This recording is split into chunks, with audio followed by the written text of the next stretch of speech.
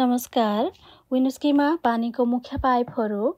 पानीको मुख्य पाइप भनेको भूमिगत पाइपहरू हुन् जसले सहरको पानी घर र व्यवसायहरूमा पुर्याउँछन्। कहिलेकाहीँ पानीको मुख्य पाइपहरू पुरानो हुने, चापहरू परिवर्तन आउने वा तापक्रममा परिवर्तन हुने भएकाले गर्दा फुट्ने गर्छन्। कहिलेकाहीँ पानीको मुख्य पाइप फुटेपछि सुरक्षित छ कि छैन भनी सुनिश्चित गर्न सहरले मानिसहरूलाई पानी पिउनु अघि उमालेर पिउन प्रोत्साहन गर्दछन्। जब पानीको मुख्य पाइप फुट्छ, विनुस्की सहरले समस्या हेर्न र कति मानिसहरू प्रभावित छन् भनेर हेर्न कामदारहरूलाई पठाउँछन्। यदि थोरै सङ्ख्यामा घर र परिवारहरूलाई मात्र असर गर्छ भने कामदारहरूले प्रभावित भएका मानिसहरूको ढोकामा मात्र सूचनाहरू झुन्डाउनेछन्।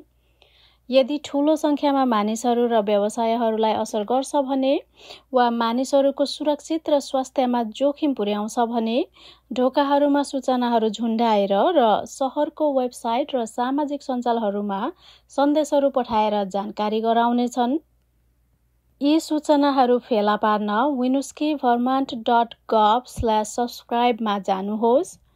सूचनाले पानी पिउनु वा प्रयोग गर्नु अघि उमाल्नु आवश्यक छ कि छैन भनेर बताउनेछन्। पानीको मुख्य ब्रेक ठिक भएपछि र तपाईँले आफ्नो पानी उमालेर कहिलेसम्म प्रयोग गर्न सक्नुहुन्छ भनेर नयाँ सूचनाहरू प्राप्त गर्नुहुनेछ। धन्यवाद।